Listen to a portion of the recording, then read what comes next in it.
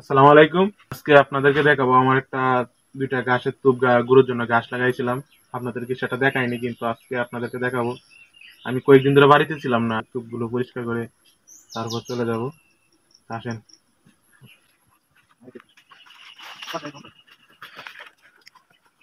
আপনাদেরকে দেখাইছিলাম এই যে লেবু। দেখুন কত বড় বড় লেবু হয়ে গেছে, অনেক বড় লেবুর গাছ। এই যে আম গাছ, কাঁঠাল গাছ, অনেক কিছু আছে আমার বাগানে। যে হলুদের গাছও আছে, হলুদের গাছও লাগাইছি, অনেক সুন্দর সুন্দর সুপারি গাছ। এগুলো পরিষ্কার করে দিয়ে গেছিলাম। আর যে এদিক দিয়ে ফুলের গাছ, এই যে এদিক দিয়ে ফুলের গাছ আছে আমার, ছোট সাদা ফুল, এবার খুবই সুন্দর। আচ্ছা, আপনাদেরকে পুরোটি দেখাবো আজকে কিভাবে পরিষ্কার করি। আপনারা যে জায়গাটা দেখতেছেন এটা পুরোটাই জংলা ছিল। এটার মধ্যে অনেক বাঁশ ছিল, বাঁশের ঝাড় ছিল।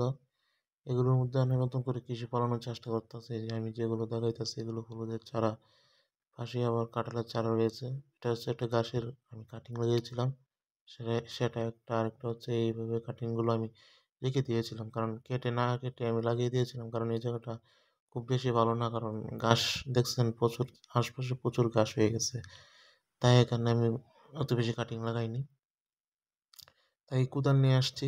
অনেকদিন পরে প্রচুর বৃষ্টি হচ্ছে আমাদের এই দিক দিয়ে, তাই কোদাল নিয়ে এগুলো পরিষ্কার করার চেষ্টা করতেছি। বৃষ্টি হওয়ার কারণে প্রচুর গাছ, কারণ মাটি স্যাঁতসেঁতে হয়ে থাকে, তাই আমরা গাছগুলো পরিষ্কার করে দিচ্ছি কোদাল দিয়ে।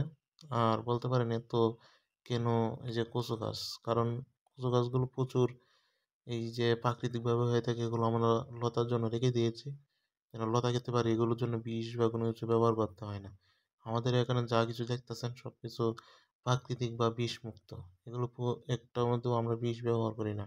এদিক দিয়ে বেগুন, এটাকে আমরা আন্ডা বেগুন, আন্ডা বেগুন মানে ডিমের মতো, ডিমের বেগুন বলা হয়ে থাকে, পুরো সাদা বেগুন।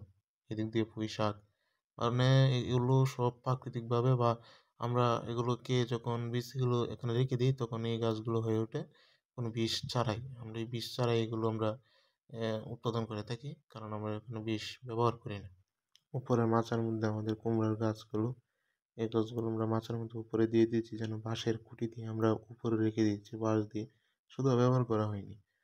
এখানে আমি এই যে একটা কাটিং আছে, কাটিংটার চারপাশ ভালোভাবে পরিষ্কার করে দিচ্ছি, আবার মাটি দিয়ে দিতেছি, যাতে কাটিংটা সুন্দরভাবে সুষ্ঠুভাবে হইতে পারে। সেটার জন্য আমি মাটি দিয়ে দিতেছি। আর পরে আমাদের পাশেই লতা, এখানে ভালো লতা পাওয়া যায়, অনেক বড় বড় লতায়, এগুলোর মধ্যে বীজ ব্যবহার করা হয় না। যে হলুদের চারা, আদার চারা লাগানো আছে, সুপারি গাছ, এগুলো একসাথে লাগিয়ে দিচ্ছি। আর এদিক দিয়ে আপনার বাঁশের স্তূপগুলো রয়েছে, যেন এটা পরিষ্কার করা হয়নি এখনো, এটা পরিষ্কার করবো। কাটিংগুলোর মধ্যে এখন মাড়ি দিয়ে দিচ্ছি যেন কাটিংগুলো সুন্দরভাবে হয়ে উঠতে পারে। তাই নিচে এগুলোর উপর দিয়ে মাড়ি দিয়ে দিচ্ছে। দেখেন কিভাবে কম করে মাড়ি দিবেন।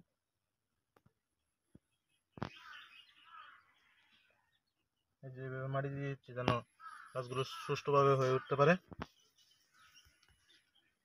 প্রত্যেকটা কাটিং এ আমি গাছগুলো দিয়ে দেবো, মাটি দিয়ে দেবো এভাবে।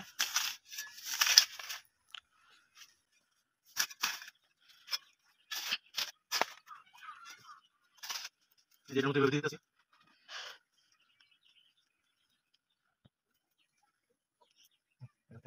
এই যে দেখেন আমার বেগুনের গাছের মধ্যে বেগুন হয়ে গেছে, এদিক দিয়ে বেগুন আছে, এদিক দিয়ে কুমড়ার চারা, আর এদিক দিয়ে আমার আখ, কত সুন্দর সুন্দর আখ হয়ে রয়েছে। এদিক দিয়ে লেবু গাছ আছে, অনেক সুন্দর।